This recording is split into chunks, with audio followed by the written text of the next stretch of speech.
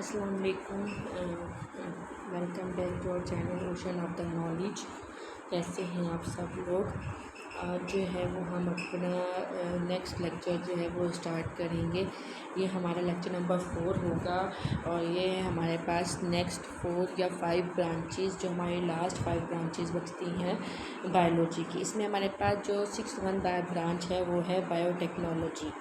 The study about techniques for manipulation of gene to bring the change in structure and location of genes to achieve desirable characters is called biotechnology।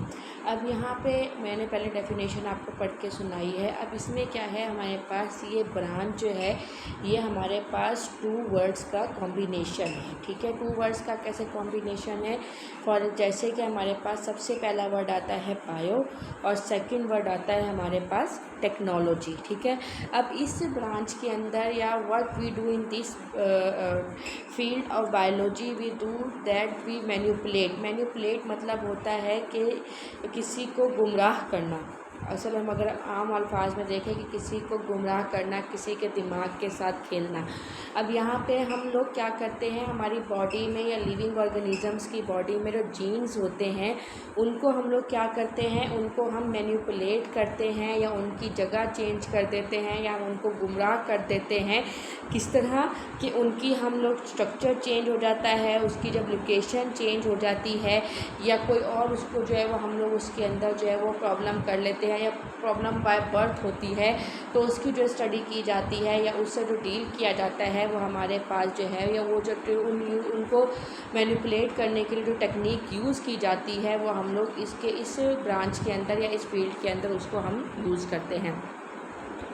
उसके बाद हमारे पास 12th आती है, वो है सोशोबायोलॉजी। सोशोबायोलॉजी का मतलब क्या है, ये लैटिन वर्ड है सोशियर से या सोकेयर से निकला है, जिसका मतलब होता है एसोसिएट, यानी कि किसी के साथ मिलना, मिलाप करना, एसोसिएट करना, वो कहलाता है। The study of social behaviour of living organisms, यानी कि जो हमारा माशरती, जो जानदारों का जो माशरती बिहेवियर होता है वो हमारे पास इसके अंदर स्टडी किया जाता है। जो है हमारे पास इंटरेक्शन बिटवीन देमसेल्व्स, यानी कि उनका आपस में कि वो किस तरह जो है वो ताल्लुक़ बनाते हैं, किस तरह एक दूसरे के साथ इंटरेक्ट करते हैं, वो हम इसके अंदर पढ़ते हैं।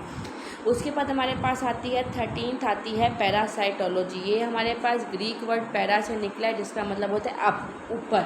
अब आपने देखा होगा मोस्टली पैरासाइट जो होते हैं, मोस्टली क्या ऑल ऑफ द पैरासाइट जो होते हैं वो अप ऑफ द होस्ट रहते हैं, यानी कि होस्ट के अंदर या होस्ट के ऊपर रह के सर्वाइव करते हैं। इसलिए एग्जाम्पल हम ले लेते हैं लिविंग ऑर्गेनिज्म में जो लाइस, जुएँ जो होती हैं वो भी हमारे पास एक किस्म की पैरासाइट होती हैं, जो लिविंग ऑर्गेनिज्म में वो ख़ास तौर पे कॉमनली किस्में के हमारे पास ह्यूमन बींग्स के अंदर मौजूद होती हैं। वो क्या करती हैं, वो हमारे बालों के अंदर उनकी ग्रोथ होती है और वो हमारे जो नरिशमेंट जो हमारे बालों की होती है वो नरिशमेंट जो है वो यूज़ करती हैं। और उसके अलावा वो ह्यूमन बींग का जो उनका ह्यूमन बींग क्या होता है, वो होस्ट होता है उनका, जिसके ऊपर वो रहती हैं।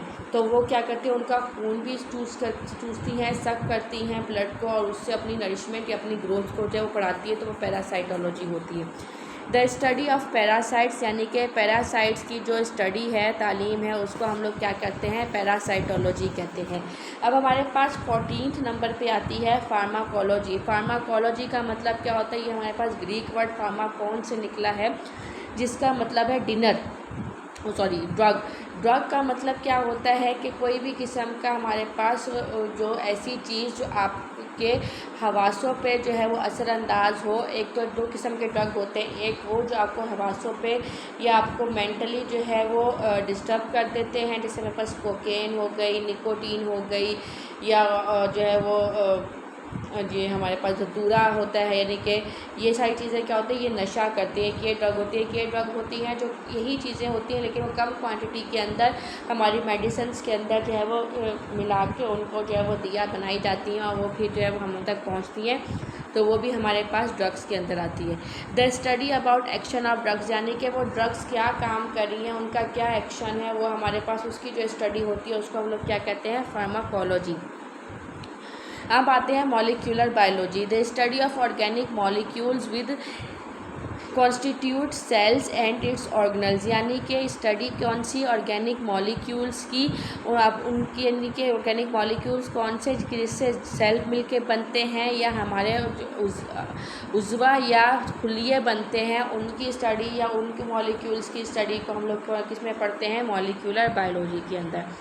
अब आते हैं हमारे पास, ये हमारा आज का लेक्चर नंबर 4 था, तो आज के लिए इतना काफ़ी। अब हमने कौन कौन से, अब हम अपना सारा जो हमने तकरीबन 3 या 4 लेक्चर जो हम लोगों ने किए हैं कवर, उसको हम लोग दोबारा से रिकॉल करते हैं। ऑल ऑफ द लेक्चर्स को हम एक कंबाइन जो है हम लोग उसमें करते हैं, मतलब 2 मिनट्स के अंदर हम उसको ओवरऑल रिकॉल करते हैं। तो हमारे पास सबसे पहले हम लोगों ने इंट्रोडक्शन ऑफ बायोलॉजी पढ़ा था।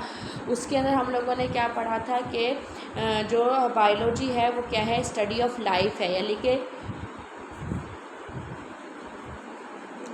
ज़िंदगी की जो स्टडी है या तालीम है उसको हम लोग क्या कहते हैं, बायोलॉजी। अब लाइफ क्या है, लाइफ जो है वो हम एक सिंपल उसकी डेफिनेशन अगर मैं आपको बताती चलूँ तो from the birth of living organism till death, यानी कि एक जानदार के पैदा होने से मरने तक का जो अमल है या जो प्रोसेस है, दौरानिया है, ड्यूरेशन है, वो हमारे पास क्या कहलाता है, लाइफ कहलाता है।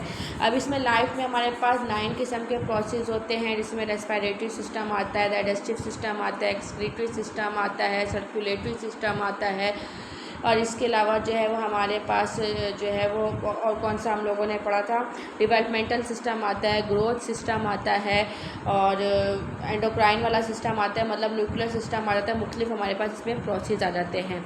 उसके बाद हम लोगों ने पढ़ा था division of biology. Division of biology में जो है वो हमारे पास क्या 3 जो है वो इसकी तकसीम की जाती है। एक होती है बॉटनी, एक होती है ज़ूलॉजी, एक होती है माइक्रोबायोलॉजी। सॉरी फॉर डिस्टर्बेंस, बार बार मुझे यॉर्निंग हो रही है तो उसके लिए, और अगर किसी भी किस्म की डिस्टर्बेंस हो रही हो जैसे पेन वगैरह की, तो उसको भी प्लीज़ थोड़ा अवॉइड कीजिएगा। हाँ जी, तो हम कहाँ पे थे कि 3 किस्म की डिवीज़न होती है। एक होती है हमारे पास बॉटनी, एक होती है ज़ूलॉजी, और थर्ड वन होती है माइक्रोबायोलॉजी। अब बॉटनी क्या होती है, जिसमें हम स्टडी करते हैं प्लांट्स, यानी कि द स्टडी ऑफ प्लांट्स, या उसको हम लोग क्या कहते हैं, बॉटनी, और जो बुटैन से निकला है ग्रीक वर्ड से। उसके बाद आता है ज़ूलॉजी। ज़ूलॉजी ग्रीक वर्ड से निकला है, जो कि हमारे पास है जूल, जूल से निकला है, मतलब animals, the study of animals is called zoology.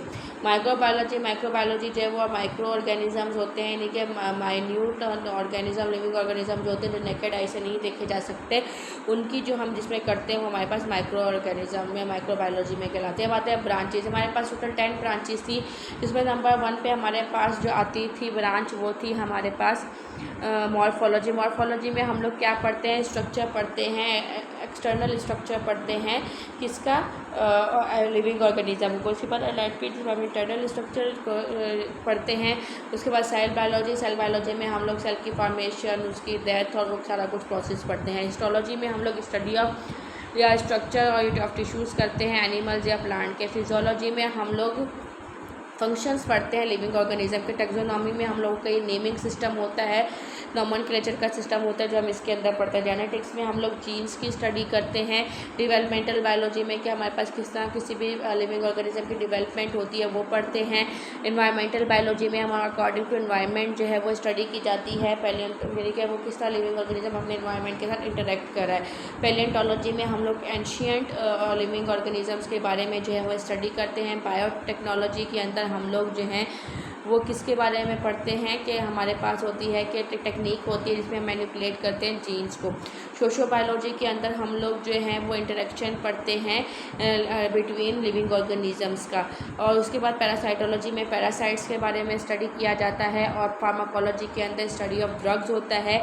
और मॉलिक्यूलर बायोलॉजी में स्टडी ऑफ ऑर्गेनिक मॉलिक्यूल्स होता है, जिससे सेल या ऑर्गेनल्स जो है वो हमारे पास मिलके बन रहे होते हैं।